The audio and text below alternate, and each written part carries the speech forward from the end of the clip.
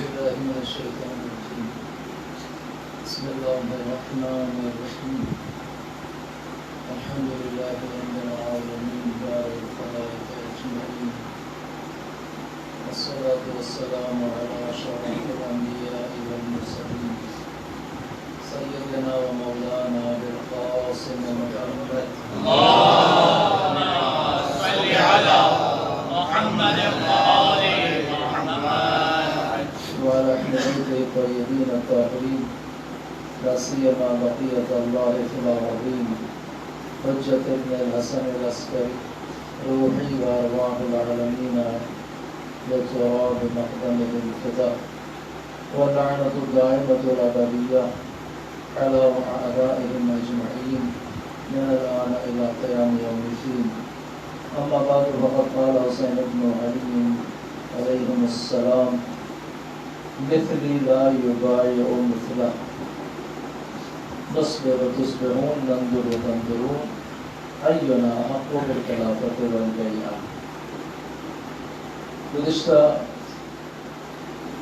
دو روز ہم نے اس خطبے کی ابتدا میں جو کلمات آئے اس پر گفتگو کی، اور آج اس نقطے پر پہنچنے کے امام نے فرمایا کہ مجھ جیسا جیسے کی بیعت نہیں کرے گا، میرے یہ فضائل ہیں اور اس کے یہ رذائل ہیں. جو ان فضیلتوں کا مالک ہے وہ کبھی اس جیسے رذیل اور رذیلتوں کے مالک انسان کی بیعت نہیں کرے گا. یہ فطری عمل ہے. کبھی بھی اعلیٰ نسب، افضل و ارفع انسان جو صفات اولیاء رکھتا ہو، وہ کبھی ایک پس صفات کے حامل شخص کے مقابلے میں سر نہیں جھکائے گا. یہ ایک فطری بات ہے. امام کی جو تحریک ہے یہ عین فطرت و انسان کی جو شرست ہے اس میں ڈوبی ہوئی ہے. یہ غیر فطری کام نہیں ہے. غیر فطری عمل وہ ہے کہ جہاں شقاوت ہے، جہاں پر پستی ہے. خدا عالم نے انسان کو بلندی کے لیے پیدا کیا ہے.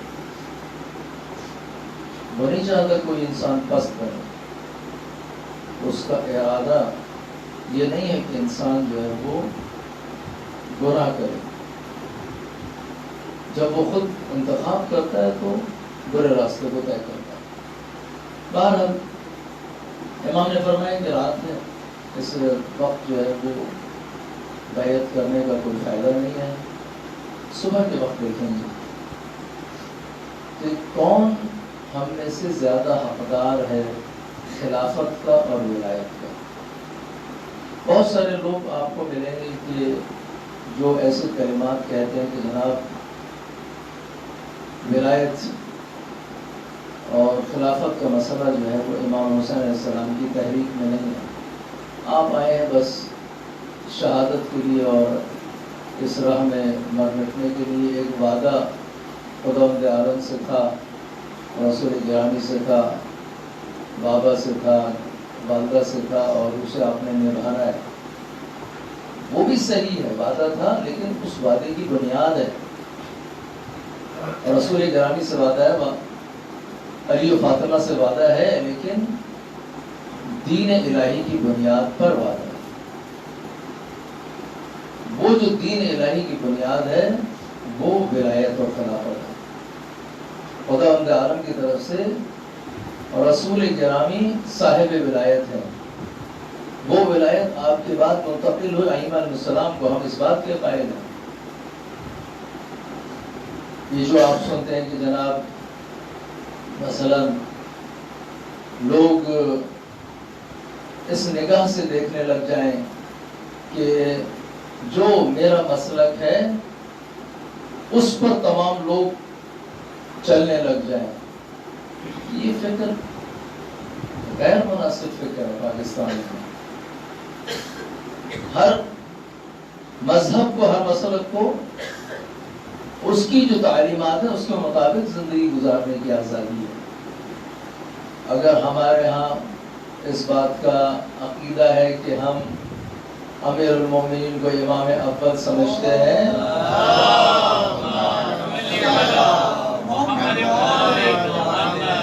تو اس کے ہمارے پاس دلائل ہیں.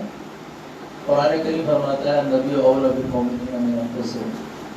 نبی صاحب ولایت ہے. اولا لفظ اولا، مولا، ولی، یہ سب ایک ہی مادے سے نکلے، یعنی ولایت، یعنی سرپرستی. خداوند عالم نے اس کائنات کی عالم تکوین میں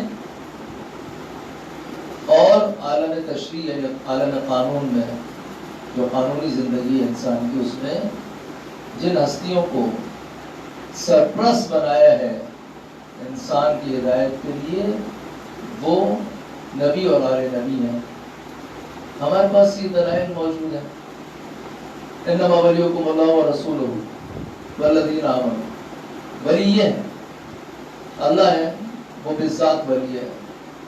رسول ولی ہے، خدا کی عطا کی بنیاد پر ولی ہے. علی ولی ہے، علی خدا کی عطا کی بنیاد پر ولی ہے. امام حسین علیہ السلام نے بھی اس اپنے پہلے کلمے میں جو ولید بن عتبہ کی محفل میں ادا فرمایا ہے، خلافت اور ولایت کی بات کی ہے. فرمایا کہ صبح دیکھیں گے کون زیادہ حقدار ہے. میں حقدار ہوں. حقدار کا مطلب کیا ہے؟ حقدار کا مطلب یہ نہیں کہ میں میرے ساتھ ساتھ کوئی اور بھی احتمال رکھتا ہے کہ وہ بھی حقدار ہو. نہیں، منحصراً ولایت میری ہے اور کسی کی نہیں ہے. میری ذمہ داری ہے کائنات کی ہدایت اور سرپرستی. امامت میری ہے، حاکمیت میری ہے. صبح دیکھیں کہ کون حقدار خلافت و ولایت ہے. تم مجھ سے بیعت طلب کرتے ہو ایک حاکم کے لیے، اس کی یہ صفات ہے. وہ جیسا اس جیسی کیسے بیعت کر سکتا ہے؟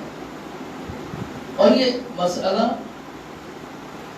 جو کہا جاتا ہے وہ حق ہے کہ اگر غدیر کو پریکٹیکل کیا جاتا اور بھلایا نہ جاتا. بھلانے کا مطلب کیا ہے؟ زبانی یاد رکھنا نہیں ہے. غدیر کو پریکٹیکل کرنا. بھلا دینے کا مطلب یہ ہے کہ پریکٹس نہیں کی گئی، یعنی علی مقام ولایت عملی پر فائز نہیں ہو سکے، نہیں کیے جا سکے. اگر فائز ہوتے تو یہ جملہ جو کہا جاتا ہے کربلا واقع نہ ہوتی، یہ قطعاً صحیح ہے. کربلا واقع ہوئی کیوں؟ اس لیے کہ مقام ولایت کو اپنی جگہ سے ہٹایا گیا. یہیں سے مکتب تشیع کی بنیاد ہے اور آغاز ہے. ہمارا جو اختلاف ہے حقیقی وہ اسی نقطے پر ہے. ہم کسی کی اہانت اور توہین کو بھی جائز نہیں سمجھتے، لیکن کوئی اگر ہمارے استدلال پر بھی پابندی لگانا چاہے کہ ہم اپنا موقف بھی بیان نہ کر سکے، تو بھائی پھر ہم اپنا مسلک ہی چھوڑ کے کسی اور کا مسلک نہ اختیار کر لیں. اور اگر زبردستی کوئی کسی کا مسلک بدل سکتا ہے تو بھائی اتنے دنیا میں ہندو ہیں اور کیا کہتے ہیں عیسائی ہیں، یہودی ہیں، بدھسٹ ہیں، پتہ نہیں کس قسم کے مذاہب کے لوگ ہیں جو قطعاً مسلمان نہیں ہیں. پہلے جاؤ ان سے تو جہاد کرو، پھر دیکھتے ہیں فرصت مل جائے گی تو پھر دیکھیں کیا ہوتا ہے. تو امام نے اس خطبے کے آخر میں ولایت کا اعلان کیا، میں صاحب ولایت.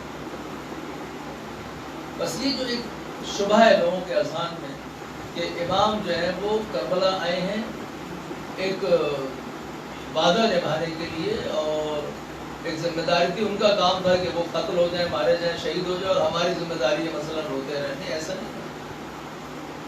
ان کی ذمہ داری ہے خداوند عالم کی طرف سے نظام لے کے آنا، اس کی تبلیغ کرنا، اس کو نافذ کرنا، اگر وہ خطر میں ہو اس کا دفاع کرنا. ہماری بھی یہی ذمہ داری ہے کہ ہم ان کے نظام کو لیں، ان کی تبلیغ کو قبول کریں، ان کے نظام کو اپنے اوپر نافذ کریں، اور حفظ دین میں جہاں مشکل پیش آئے امام کا ساتھ دیں، ان کے ساتھ مارے جائیں. یہ ہماری ذمہ داری. اسی طرح سے امام نے جو ہور کے سپاہیوں کو خطبہ دیا ہے اس کے آخر میں پھر فرمایا کہ اس شخص نے انا اولا بہی ممن غیر، میں اس شخص سے زیادہ صاحب ولایت ہوں جس نے اسلام کو تبدیل کر دیا ہے، جس نے دین میں بگاڑ پیدا کیا۔ آپ دیکھیں کہ آخری لمحات تک امام نے اپنی ولایت کے مسئلے کو بیان کیا ہے۔ رسول گرامی نے پہلے دن سے، جس دن آغاز کیا اپنی تحریک کا اور دعوت دی، سر عام دعوت جسے دعوت ذوالعشیرہ کہتے ہیں، اس دعوت میں آپ نے آئندہ کی قیادت کے مسئلے کو بیان کیا۔ ھذا وصیلی و خلیفتی و وزیری من بعدی، یہ تمام جملات ابتدا میں بھی ایسا ہے، انتہا میں غدیر خم ہے، من کنت مولا فہذا مولا۔ بس یہ ولایت کا جو مسئلہ ہے وہ سرائیت رکھتا ہے تمام ائمہ کی نسبت سے، اور آج کے دور میں جو کہ زمانہ غیبت ہے، تو اس دور میں کیا کیا جائے؟ کیا اس دور کے لیے بھی انہوں نے کوئی نظام دیا ہے؟ بالکل دیا ہے۔ انہوں نے اس دور میں بھی نظام دیا ہے، وہ یہ ہے کہ اما الحوادث الواقعہ مرجع فیہا الی رواۃ احادیث۔ آنے والے دور میں لوگوں نے پوچھا کہ آپ فرما رہے ہیں کہ ہم پردہ غیبت میں جا رہے ہیں، تو پھر ہم دین کس سے لیں گے، کس کے کہنے پہ عمل کریں گے، کون ہمیں جو ہے وہ ہم پر دین نافذ کرے گا؟ فرمایا کہ آنے والے حوادث میں، واقعات میں فرجع الی رواۃ احادیث، جو ہماری حدیثوں کو قرآن کریم اور سنت سے دین کو بیان کرنے کے ماہر ہیں ان کی طرف رجوع کرو۔ اگر ہم آج مرجع کی طرف رجوع کرتے ہیں، اس کی بنیاد خود امام زمانہ جل اللہ تعالیٰ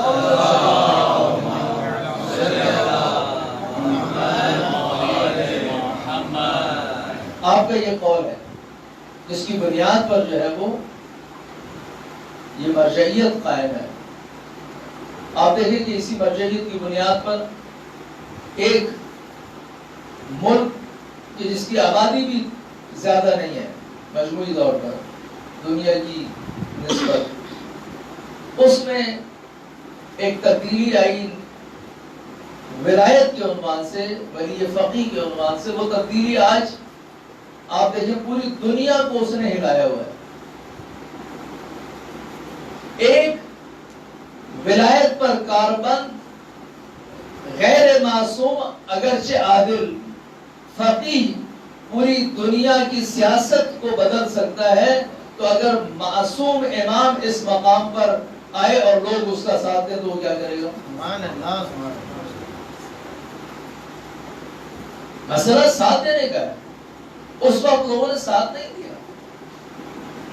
اگر ساتھ دیتے تو نہ امیر المومنین کو مشکلات پیش آتی، نہ کربلا واقع ہوتی،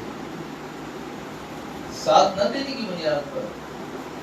لیکن کیونکہ امام کی ذمہ داری ہے دین کی حفاظت، تو کیسے بھی حالات ہوں انہوں نے اس کو انجام دیا۔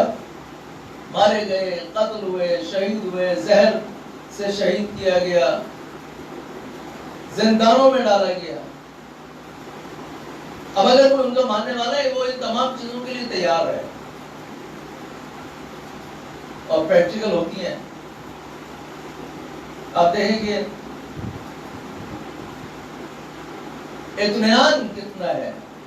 ائمہ علیہ السلام یہ تمام چیزیں معرفت کے ساتھ اس کو انجام دیتے تھے، ان کے ماننے والے بھی اسی طرح سے۔ امام خمینی کو جو ہے وہ پکڑ کے لے گئے رات کو مثلا گھر سے، اور ملک بدر کر دیا، کبھی ترکی بھیجا، کبھی نجف آپ گئے، وہاں پہ بھی نہیں رہنے دیا، وہاں سے جو ہے وہ کویت گئے، کویت والوں نے قبول نہیں کیا، بارڈر پہ بیٹھے رہے، پھر وہاں سے جو ہے فرانس گئے۔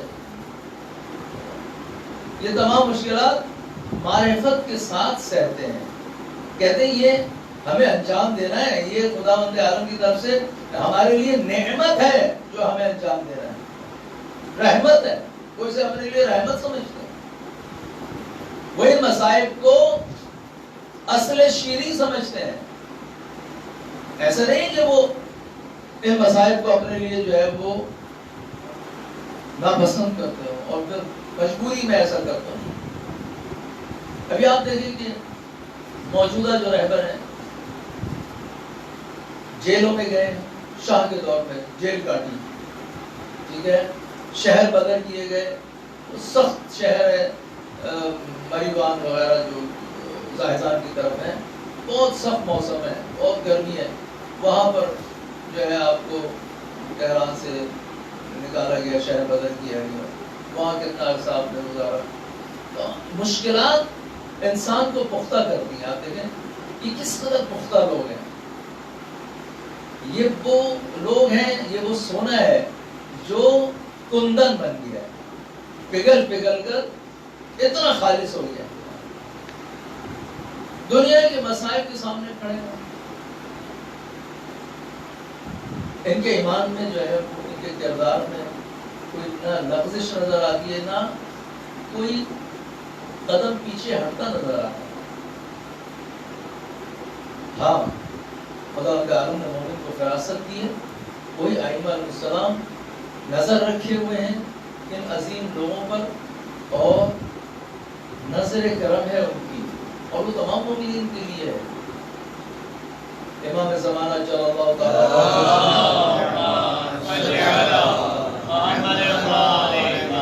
فرماتے ہیں کہ اگر ہم ایک لمحے کے لیے آپ سے اپنی نظر کو ہٹا لیں, دنیا والے آپ کو نگل جائیں. اور یہ حقیقت آپ نے ابھی گزشتہ جو 2 عشرے ہیں 3 عشرے اس میں دیکھا. پاکستان میں اگر واقعہ امام کی نظر نہ ہوتی تو یہ سب ہمیں نگل گئے ہوتے. چاروں طرف سے ہر روز جو ہے وہ کبھی اس شاہراہ پر کبھی اس شاہراہ پر, ایک دن میں اسی کراچی میں جو ہے وہ ہم نے کتنے جنازے اٹھائے, کتنے شہیدوں کے لاشیں اٹھائے. لیکن اس نے ہمیں پختہ کیا ہے یا ضعیف کیا ہے, یہ دیکھنے کی بات ہے. شہادت نے ہمیں بابصیرت اور پختگی عطا کی ہے, ہمارے ایمان کو جلا بخشی ہے. شہادت ہمارے لیے نعمت اور خدا کی رحمت ہوئی ہے, نہیں کہ ہمارے لیے باعث زحمت ہوئی ہے. آج مکتب تشیع پوری دنیا میں شہید دے کر جس مقام پہ کھڑا ہے, 40 سال پہلے جب کوئی شہید نہیں تھا اس مقام پہ نہیں تھا. یہ شہداء کے خون کی تاثیر ہے. یہ امام حسین علیہ السلام کے خون کی تاثیر ہے کہ جو 1400 سال کے بعد بھی آج آپ دیکھیں کہ پوری دنیا جو ہے وہ حسین کا نام لے رہی ہے. وہ یہ تصور نہ کرے کہ جو دنیا سے چلا جاتا ہے عالم برزخ میں اس کی دنیا میں جو اثرات تھے وہ ختم ہو جاتے ہیں. آپ دیکھیں ابھی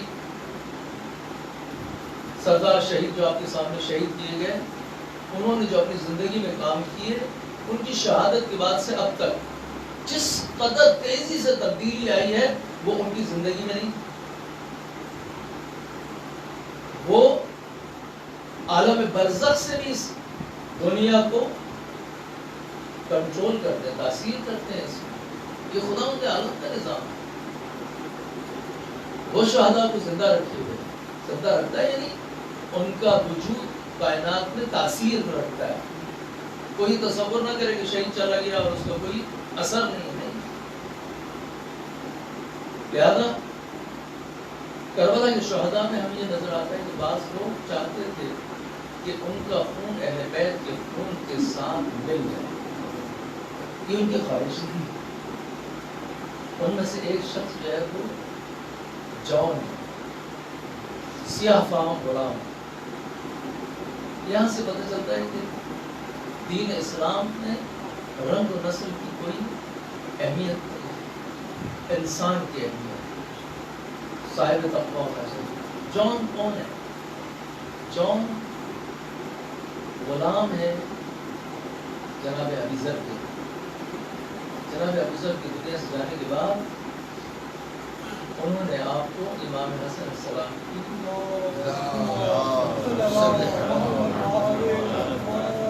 خدمت گزاری کے لیے دیا.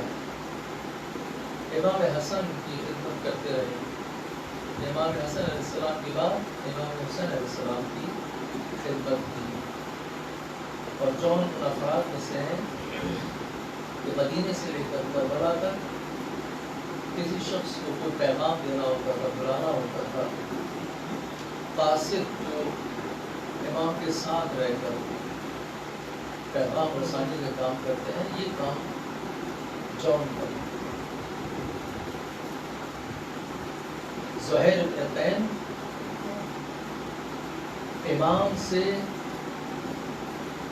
ملنا نہیں چاہتے تھے. وہ حج سے واپس آ رہے تھے. ایک چشمے پر, ایک پانی پر جہاں پڑاؤ ڈالا جاتا ہے, وہاں امام کا خیمہ بھی لگا پڑا. امام نے جون کو بھیجا کہ بلا کے آؤ. بس جون کا کام کیا ہے؟ پیغام رسانی. قاصد امام. عاشور کا دن آ گیا. بس چند جملات آپ کے سامنے عاشور کا دن آ گیا. جب جنگ بہت گھمسان کی ہو گئی تو جون آئی امام سے اجازت. پتہ امام نے کیا پتا فرمایا, جون تم نے بڑی خدمت کی ہماری. انت فی اذن منی, میں تمہیں اذن دیتا ہوں تم یہاں سے چلے جاؤ. تم غلام ہو, میں نے تمہیں آزاد کیا. یہ جو کلمہ ہے یہ بڑا گرا گزرا جون کا. پتہ ہے کیا کہا جون نے؟ کہا مولا میں آسائشوں میں آپ کی خدمت کرتا رہا, آپ کے ساتھ رہا, آپ کے ساتھ جو ہے وہ میں کھاتا رہا, پیتا رہا. اب جب مشکل کا وقت آیا ہے تو میں آپ کو کیسے چھوڑ کے چلا جاؤں؟ مجھے اپنی ذمہ داری ادا کرنا ہے, آپ مجھے اجازت دیجیے. جب دیکھا کہ نہیں امام نے اجازت دے رہے تو ایک عجیب کام کیا جون نے. یہ کام دوسرے شہداء نے بھی کیا ہے. امام کے قدموں پہ گرے, امام کے قدموں کے بوسے لینا شروع کیے اور ایک جملہ کہا کہ آپ چاہتے ہیں کہ میرا جو خون ہے وہ آپ کے خون کے ساتھ رنگین نہ ہو, میرا جو چہرہ ہے وہ سیاہ ہے, آپ کے خوبصورت چہروں کے ساتھ آپ چاہتے ہیں کہ وہ نہ ملے. امام سے برداشت نہیں ہوا, امام نے اجازت دی. جون میدان میں آئے اور جب رن میں گرے امام جون کے سرہانے آئے اور ایک عجیب دعا فرمائی. فرمایا خداوندہ اس کے چہرے کو سفید کر دے, اس کے خون کو خوشبودار بنا دے, اور یہ وہ جون ہے جس کے خون کی خوشبو آج تک جو ہے وہ کربلا سے آئی.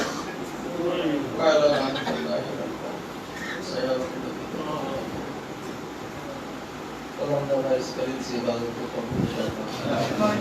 خداوندہ اس خطرناک دور میں, اس آخر الزمان میں ہمیں ہر فتنے خصوصاً عقائد اور عمل کے میدان میں فطروں سے محفوظ فرما. خداوندہ ہمیں اپنے دین پر استقامت کرنے کی توفیق عطا فرما. خداوندہ لشکر اسلام کامیابی عطا فرما, لشکر کفر و نفاق کو ناکام فرما. اہل مجلس, حاضرین مجلس, اہل خانہ تمام حاجات کو پورا فرما. خداوندہ تمام دعاؤں کی دعا امام زمانے کے ظہور میں داخل کرنا.